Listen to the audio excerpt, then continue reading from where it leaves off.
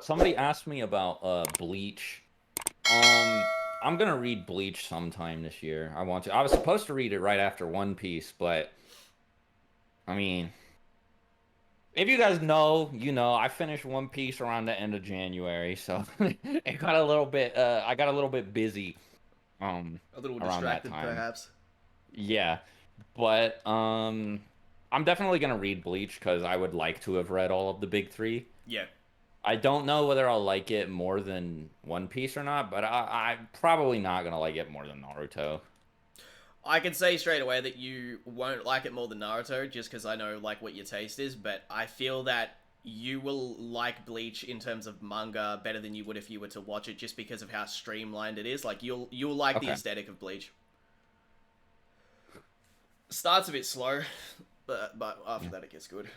I remember, yeah, so, I remember, yeah, when I was like talking to y'all for a bit, yeah, I would literally like Mm, leave call and be like, yeah, I gotta go read One Piece because I had a daily quota for it. But I don't know how I managed to maintain the discipline for that. I read like 4 volumes every day, you dude. were dude. You were like mid call. I'd be speaking to you, and you're just like, "Wow, gotta do my daily check in. Gotta clock in at the job, to go read more Yeah. One Piece."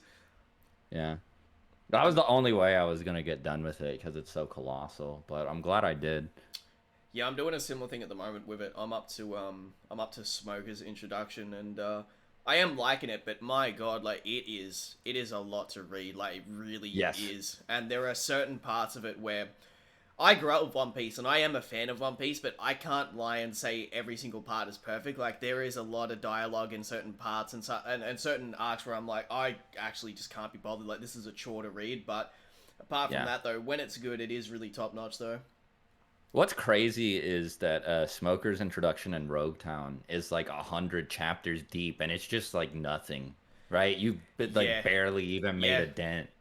It sucks. It feels very hopeless. Like I feel like once you get past like Alabasta, I think that's the part where you can like really, really let the ball get rolling and feel like you're getting somewhere. But it's I feel like up through Alabasta is like the prologue of One Piece almost, and it feels like very few things are actually happening like past the formation of the crew.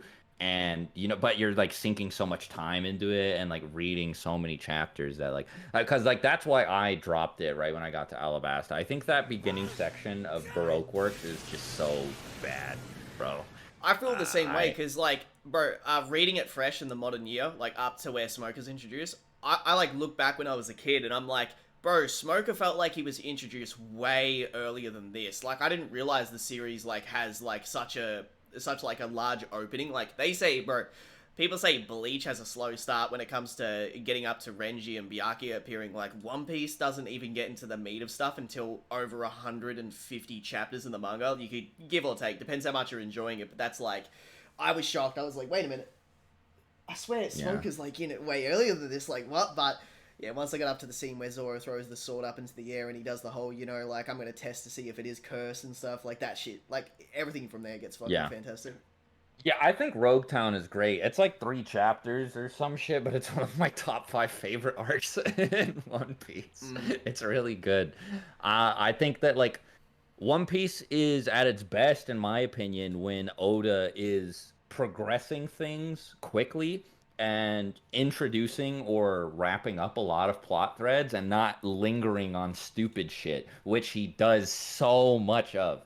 That's my biggest issue with it, is that if he introduces a character or a concept, he has to see it like played out to it's a conclusion, right? So like all those characters that get introduced in Dressrosa, like all of those gladiators or whatever, I know for a fact that none of you none of you have any of those guys. Maybe like Bellamy or whatever, but like the one-off ones, right?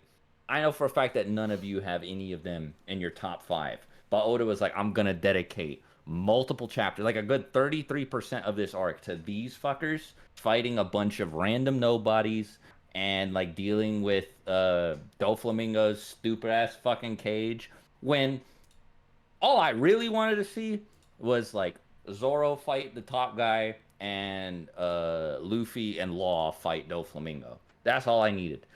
But like Oda is just really, really committed to giving every member of the Straw Hats something to do and like making sure that he doesn't like that he does something with everything that he introduces. So like the series ends up feeling way more bloated than I think it would if it were I don't want to say this because it sounds like weird, but I guess written like quote unquote optimally in my opinion. Like, I don't want to say optimally in the sense that I think there's like an objectively correct way to Mm. write something, because I think that's stupid. I've always hated like the objective art quality type of people. Um, but I do think that like I would like the series a lot more if things were happening more quickly, which is why I like Rogue Town so much because you get introduced to Smoker and then there's the Buggy and Alvida reveal and Zoro gets another one of his swords and you meet Dragon and like all this stuff is happening back to back and it feels like things are moving forward like really really quickly. And then you get to the Grand Line and you have to deal with Laboon and like the Boone is cute, I guess, but then you gotta go to Whiskey Peak and things kind of slow down. And then Little Garden, bro, Little Garden was like that was it for me when I first read One Piece. Like I actually couldn't fucking do it. Like Little Garden was so boring. And then Drum Island is good. I don't think it needed to be as long as it was. And Alabasta is really long. I almost dropped the series again when I got to Alabasta, but I forced myself through it. And like it's just kind of that over and over. I also think that Eni's Lobby is really good because it's another case of like things just moving forward and exciting stuff Mm. happening back to back to back to back. But like there are a lot of times in One Piece where it's just a drag and it feels like dead time and it doesn't feel like it feels like non-content almost. Somebody Swag. asked if we think Kishimoto will cook for Boruto Part 2, and maybe? I don't know. Yeah, he started out with a plate of dog food. Now he's gonna turn it into like a 5-star meal. Like he sort of had to pick up like the shit show that it was and turn it into something. I mean, I've got faith because it's his series. Like it's Kishimoto. How could I not at least have faith in the man? But I don't know. You'd be a bit more versed on this. What do you genuinely think, Swag? I mean, like, it depends on how we define cook. Like, I don't think it's gonna be better than Naruto. No way. I still think, bro. I still think there is a large portion of fans of a particular series out there that haven't watched the first two parts of that other series. Not naming any names or pointing any fingers, but I've seen too many people on Twitter that rep that series so hard that you sort of question: have you guys even seen part 1 and 2 of that other series? Like,